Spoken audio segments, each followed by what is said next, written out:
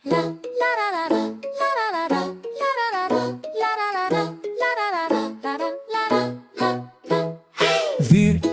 maraw na araw sa parke na napakalawak, kung saan ang masasayang maliliit na paa ay tumatakbo ng magkakatabi.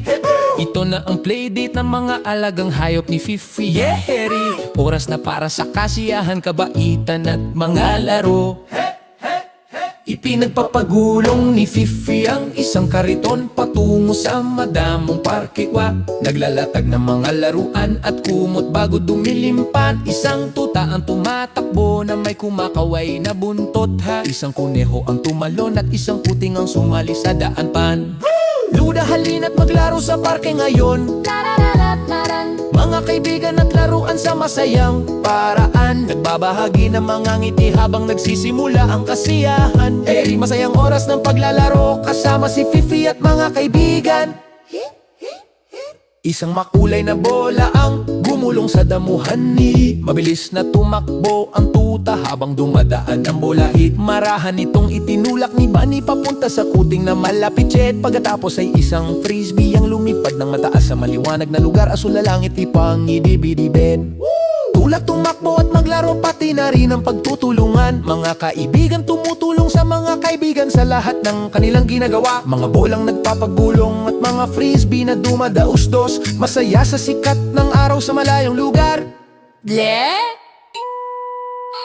May kasamang picnic treat ang oras ng merienda. Oy, maliliit ng mangkok at mga kaibigang kumakain diret. Isang huling laro habang papalubog ang araw.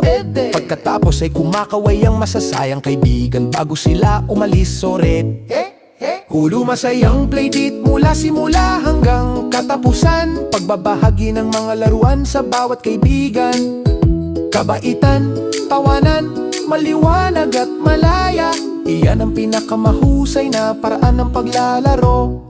Magkasama ang mga paa, mga pusong napakabait. Ang pagtulong sa mga kaibigan ang pinakamahusay na makikita mo. Magbahagi ng laruan, magpagulong ng bola. Ang saya at pagkakaibigan ay laging matatagpuan.